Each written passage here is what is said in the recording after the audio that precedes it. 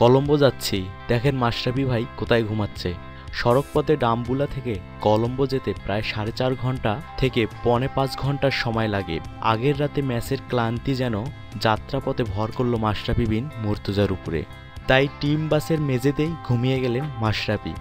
ঘুমন্ত মাশরাফির সাথে মজা করেই সেলফি তুললেন তাসকিন আহমেদ। সঙ্গে সঙ্গে পোস্ট দিলেন ফেসবুকে। তাসকিন লিখেছেন, কলম্বো যাচ্ছি, দেখেন মাশরাফি ভাই কোথায় ঘুমাচ্ছে। যদিও এই টিম বাসে ঘুমিয়ে পড়া বাংলাদেশ দলের সদস্যদের জন্য নতুন কোনো ঘটনা নয়।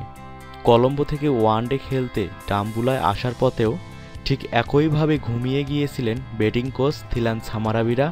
কোচ চান্দিকা হাতুড়ি সিংয়ের টুইটারের কল্যাণে সেই ছবি বেশ ভাইরালও হয়। আগামী শনিবার কলম্বোতে ওয়ানডে সিরিজের শেষ ম্যাচটি অনুষ্ঠিত হবে।